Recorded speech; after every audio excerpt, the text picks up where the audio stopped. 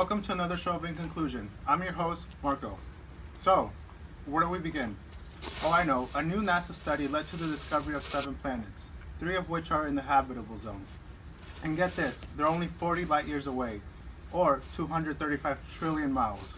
In other news, we finally have a place to send all those fake people showing fake love to me. So we're around 5 weeks into the Trump administration, and half of America still hasn't come to terms with their new president, Vladimir Putin.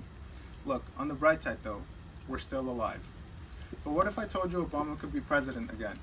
Not in the United States, but in France. I bet some of you were like, wait, what? Yeah, hate to break it to you, but the Constitution doesn't allow it. And you guys already know how much of a boner conservatives get for the Constitution. Yeah, so get this. There was a petition going around in France trying to get Obama to run for president. Unfortunately, he can't because he has some birth certificate issues. You know, birth certificate issues to Obama is what Pizzagate is to Hillary and what golden showers are to Trump. Hashtag alternative news.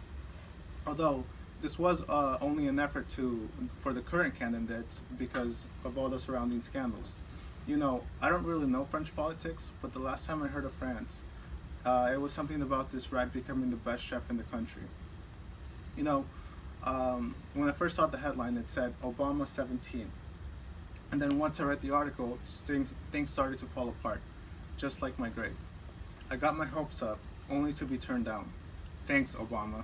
Trump approved the North Dakota Access Pipeline, so that makes it around 410 years Native Americans have been getting. Christian?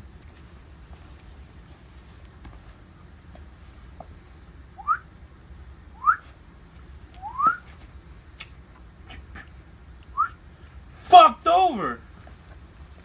It's true. There's no really other way to put it. I think the Native Americans should have built a wall because the colonists were bringing drugs, they were criminals, they were rapists, and some, I assume, were good people. Okay, let's end on the good note. After seeing a video of a teacher having a unique handshake with each student, this teacher in Evansville, Indiana, decided to do the same. She worked with each of her 3rd grade students, and by the end of the day, each of them had mastered their own handshake. Here's a video. She doesn't like to do crisscross, so I didn't do crisscross. So I just made up a handshake and I just did it with her. Don't worry if you don't know about the crisscross. One thing. What matters is Harmony's teacher, Ms. Willenborg, knows exactly what it means. My kids, at the end of the day, just were leaving, and I was talking to one, and the other one would be gone. And so the next day I said, guys, you have to give me a high five or knuckles. And one of my kids just wanted to go like that. And I said, okay. And then he added on to it, and then everybody wanted handshakes. 3 years ago, Ms. Willenborg started doing unique handshakes with each of her students. She's continued that tradition this year, her first at Mueller Elementary. It makes me feel like Miss Willenborg has my back. The kids don't always make good choices. They're amazing kids, but you know, we have their kids. And at the end of the day, they give me their handshake, whether they had a good day or not. They leave that day knowing that I still care about them. And it doesn't just help the teacher-student relationship. I made a handshake with one of the students here. Her name is Novea. We've been practicing a long, long time, so we just do our handshakes just because it's fun. And now, here's our handshakes.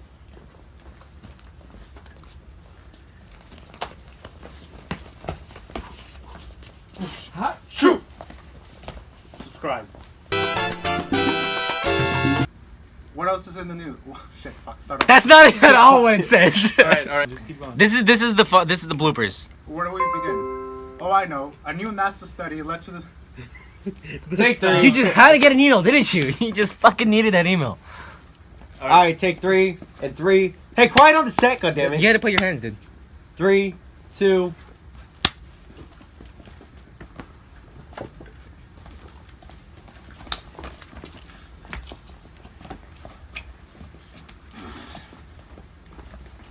No, you're doing it. Fuck you!